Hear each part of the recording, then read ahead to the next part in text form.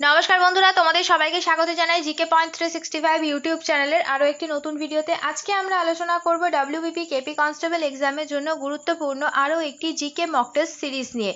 আমাদের চ্যানেলে প্রতিদিনই সন্ধ্যাবেলা ডব্লিউবিপি কেপি কনস্টেবল এক্সামের জন্য মক টেস্ট হচ্ছে, তোমরা সেই মক টেস্টে অংশগ্রহণ করো। প্রতিদিনই যে সমস্ত প্রশ্নগুলো আমরা নিয়ে আসছি, প্রত্যেকটি প্রশ্ন কিন্তু তোমাদের এক্সামের জন্য ভীষণভাবে গুরুত্বপূর্ণ। সেই কারণে একটু স্কিপ না করে প্রত্যেকটি ভিডিও তোমরা খুব মনোযোগ সহকারে দেখো এবং এর যে গুরুত্বপূর্ণ তথ্যগুলো থাকছে সেগুলো তোমরা চাইলে নোট ডাউন করে নিতে পারো।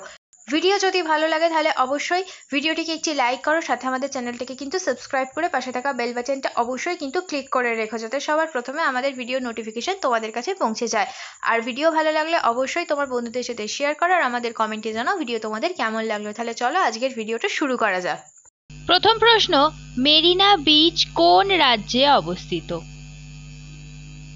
সঠিক উত্তর হয়ে যাবে চারটি অপশনের মধ্যে অপশন ডি, তামিলনাড়ুতে মেরিনা বিচ অবস্থিত। পরের প্রশ্ন, কার সময় মুসলিম লীগ প্রতিষ্ঠা হয়? মুসলিম লীগ 1906 সালে প্রতিষ্ঠিত হয়েছিল, আর এটি প্রতিষ্ঠিত হয়েছিল, সঠিক উত্তর হবে অপশন ডি, দ্বিতীয় লর্ড মিন্টোর সময়ে প্রতিষ্ঠিত হয়েছিল মুসলিম লীগ। সালটা 1906। পরের প্রশ্ন, নট একক দিয়ে কি পরিমাপ করা হয়? তোমরা যদি সঠিক উত্তরটি জানো তাহলে অবশ্যই আমাদের কমেন্টে লিখে মিলিয়ে দেখো উত্তর ঠিক হয়েছে কিনা।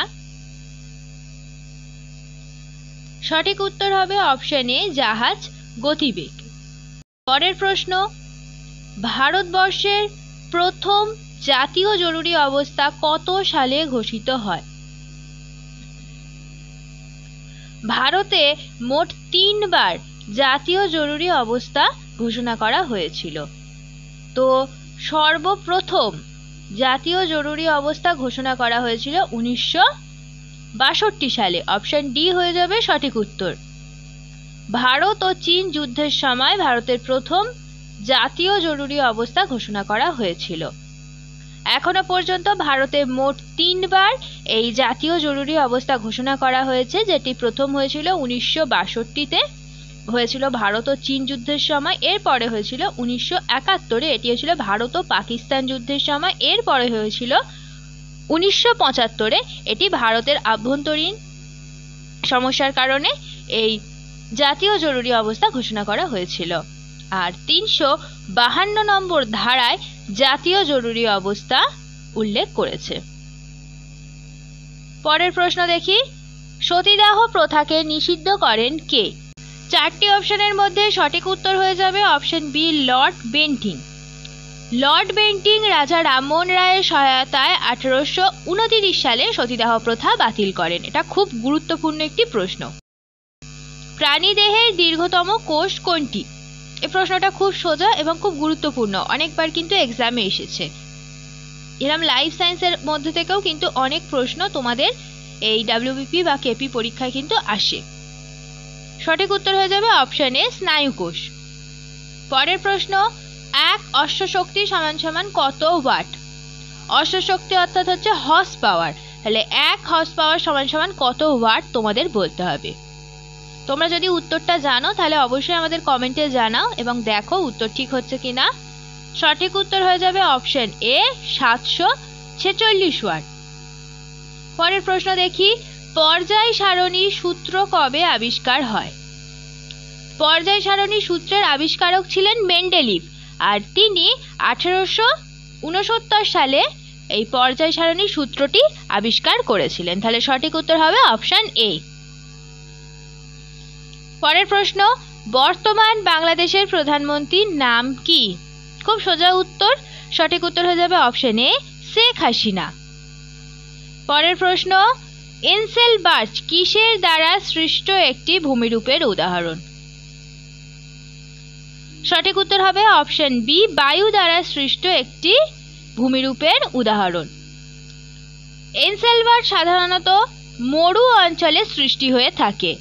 মরু অঞ্চলে বায়ুর ক্ষয় কার্যের ফলে কঠিন শিলা নরম শিলার তুলনায় কম ক্ষয়প্রাপ্ত হয় এবং গোলাকার আকার ধারণ করে। এই ধরনের ক্ষয়জাত পাহাড় বা টিলাকে এনসেলবার্চ বলা হয়ে থাকে। পরের প্রশ্ন দেখি, পরের প্রশ্ন হচ্ছে 2032 সালে গ্রীষ্মকালীন অলিম্পিক কোথায় অনুষ্ঠিত হবে? আমরা জানি অলিম্পিক হয় 4 বছর অন্তর অন্তর। 2024-এ হবে, এরপরে হবে 2028, তারপরে হবে 2032। তো 2032 সালে গ্রীষ্মকালীন অলিম্পিক কোথায় অনুষ্ঠিত হবে তোমাদের বলতে হবে। সঠিক উত্তর হবে অপশন সি, অস্ট্রেলিয়ার ব্রিসবেনে। প্রতি 4 বছর পর পর অলিম্পিক অনুষ্ঠিত হয়। এই বছর অর্থাৎ 2024 সালে অলিম্পিক অনুষ্ঠিত হবে ফ্রান্সের প্যারিস শহরে, আর 2026 সালে শীতকালীন অলিম্পিক অনুষ্ঠিত হবে ইতালিতে, আর 2032-এ অলিম্পিক অনুষ্ঠিত হবে ব্রিসবেন, অস্ট্রেলিয়ায়। পরের প্রশ্ন, সম্প্রতি 2024 সালে ফিল্মফেয়ার পুরস্কার প্রাপক সেরা চলচ্চিত্রের নাম কি? কারেন্ট অ্যাফেয়ার্সের মধ্য থেকে এই প্রশ্নটা।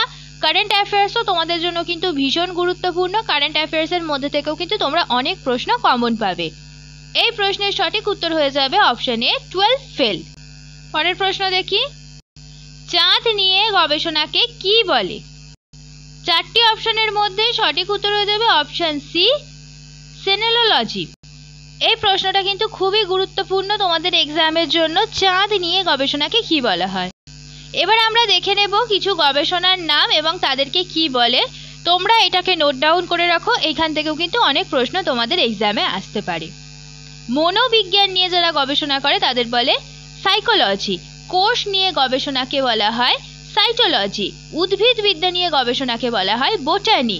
ওজন ও পরিমাণ নিয়ে গবেষণাকে বলা হয়, ওজন ও পরিমাপ নিয়ে গবেষণাকে বলা হয় মেট্রোলজি। অস্থি নিয়ে গবেষণাকে বলা হয় অস্ট্রিওলজি। তেজস্ক্রিয়তা নিয়ে গবেষণাকে বলা হয় রেডিওলজি। মানব সমাজ নিয়ে গবেষণাকে বলা হয় সোসিওলজি, আর বিষ নিয়ে গবেষণাকে বলা হয় টক্সিলজি। পরের প্রশ্ন, বাবরের মৃত্যু ও হুমায়ুনের সিংহাসন আরোহণ কত সালে?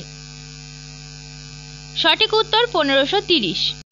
পরের প্রশ্ন দেখি, গুরু নানকের জন্ম কত খ্রিস্টাব্দে?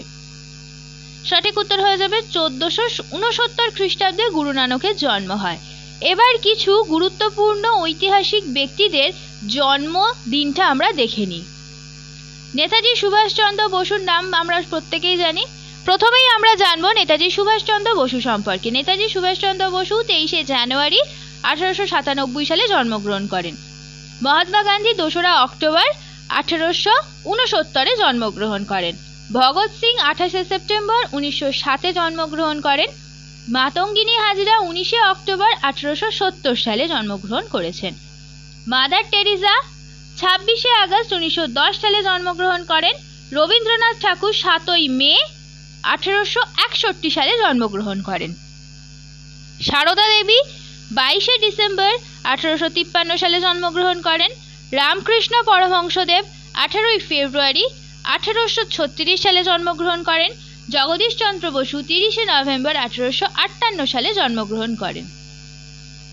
পরের প্রশ্ন, কে বলেছিল যে ভারতীয় জাতীয় কংগ্রেস কেবল অনুবীক্ষণ সংখ্যালঘুদের প্রতিনিধিত্ব করে? সঠিক উত্তর হবে অপশন ডি, ডাফরি। পরের প্রশ্ন, স্বাধীনতাহীনতায় কে বাঁচিতে চায় এটি কার রচনা? এই প্রশ্নটা ভীষণই গুরুত্বপূর্ণ। সঠিক উত্তর হয়ে যাবে অপশন এ, রঙ্গলাল বন্দ্যোপাধ্যায়। পরের প্রশ্ন, লেট এ 100 ফ্লাওয়ার্স ব্লুম উক্তিটি কার? সঠিক উত্তর মাও সেতুং। পরের প্রশ্ন, কে সিনসিনাটিতে ক্যারোলিনা মুচোভাকে হারিয়ে প্রথম WTA 100 খেতাব জিতে নিয়েছেন? সঠিক উত্তর হয়ে যাবে 4টি অপশনের মধ্যে কোকো গফ। পরের প্রশ্ন, কোন ভারতীয় বংশোদ্ভূত নেতা সিঙ্গাপুরের রাষ্ট্রপতি নির্বাচনে অংশগ্রহণ করতে চলেছেন? সঠিক উত্তর অপশন সি, থার্ডমান শানমুগারত্নম। পরের প্রশ্ন, নির্বাচন কমিশন সম্প্রতি নির্বাচনী প্রক্রিয়ায় ভোটারদের অংশগ্রহণকে উৎসাহিত করার জন্য কাকে জাতীয় আইকন হিসাবে ঘোষণা করেছেন? তোমরা যদি সঠিক উত্তর জানো তাহলে অবশ্যই আমাদের কমেন্টে জানাও। সঠিক উত্তর এখানে কিন্তু হয়ে যাবে 4টি অপশনের মধ্যে অপশন এ, সচিন তেন্ডুলকর। পরের প্রশ্ন, drunk on love the live vision and song of Kabir বইটি লিখেছেন কে? সঠিক উত্তর হবে অপশন ডি বিপুল রিখি। শেষ হলো আজকের ভিডিও। আজকের পর্বে আমরা কিছু গুরুত্বপূর্ণ ডব্লিউবিপি কনস্টেবল এক্সামের জন্য জিকে প্রশ্নের উত্তর দেখে নিলাম। আমাদের চ্যানেলে প্রতিদিনই সন্ধ্যাবেলা জিকে প্রশ্নের উপরে মক টেস্ট হচ্ছে, তোমরা সেই মক টেস্টে অংশগ্রহণ করো। প্রত্যেকটি প্রশ্নই কিন্তু তোমাদের জন্য ভীষণভাবে গুরুত্বপূর্ণ, সেই কারণে একটুও স্কিপ না করে পুরো ভিডিওটা শেষ পর্যন্ত তোমরা দেখো। আশা করছি আমাদের ভিডিও তোমাদের খুব ভালো লাগবে। ভিডিও যদি ভালো লাগে তাহলে অবশ্যই একটি লাইক করো, সাথে তোমার বন্ধুদের সাথে শেয়ার করো, আর আমাদের চ্যানেলটাকে সাথে সাথে সাবস্ক্রাইব করে রাখো এই রকম গুরুত্বপূর্ণ ভিডিও পাওয়ার জন্য। তার সাথে সাবস্ক্রাইব করার সাথে কিন্তু অবশ্যই বেল বাটনটা ক্লিক করে রাখো, যাতে এই রকম গুরুত্বপূর্ণ ভিডিও নোটিফিকেশন তোমাদের কাছে সবার আগে পৌঁছে যায়। তাহলে চলো, তোমাদের সাথে দেখা হচ্ছে পরের ভিডিওতে। ততদিন তোমরা আরও এই ধরনের গুরুত্বপূর্ণ ভিডিও আমাদের চ্যানেলে যেগুলি আছে, প্লেলিস্ট করা আছে, সেখান থেকে দেখতে থাকো। আমাদের ভিডিওকে এইভাবে ভালোবাসা দিতে থাকো। ধন্যবাদ।